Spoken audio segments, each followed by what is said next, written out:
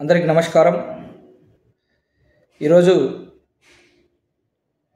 గతం గురించి ఒకసారి మాట్లాడుకుందాం. గతంలో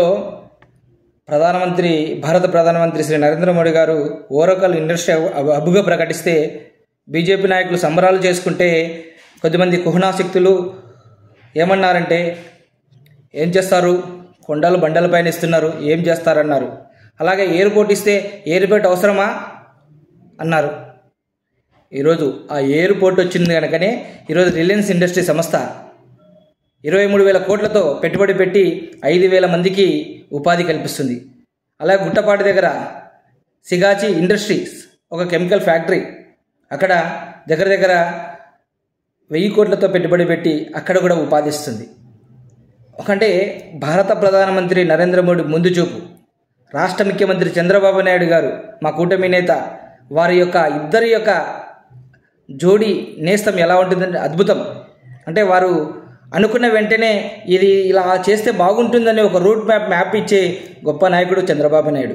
అలాగే మా పాణ్యం నియోజకవర్గం ఎమ్మెల్యే గారు, ఇప్పుడు ఇండస్ట్రీ మినిస్టర్ గారు, అందరితో ఈరోజు అద్భుతంగా ఉంది.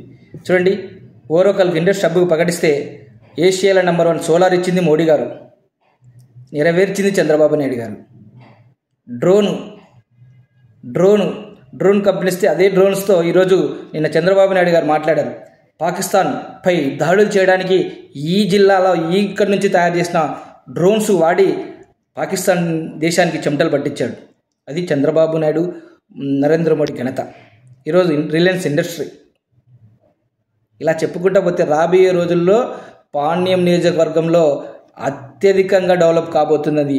అది భారత ప్రధానమంత్రి నరేంద్ర మోడీ ముందు చూపు, మన కూటమి నేత చంద్రబాబు నాయుడు విజన్ ఉన్న వ్యక్తి కనుక. అలాగే మా డిప్యూటీ సీఎం పవన్ కళ్యాణ్ గారు, మా భరతన్న గారు మినిస్టర్ గారు, అలాగే మా అక్క చరితమ్మక్క గారు, మా ఎంపీ గారు శబరమ్మ గారు, అందరూ విజన్ ఉన్న నాయకుల వల్లనే ఈ పని ఈరోజు పాణ్యానికి, కర్నూలు జిల్లాకు, ఉమ్మడి కర్నూలు జిల్లాకు పునర్వైభవం ఎంతో రాబోయే రోజుల్లో ఉంటుందంటే వేలాది మంది యువకులకు అక్కడ పనిచేసే ఉపాధి దొరుకుతుంది.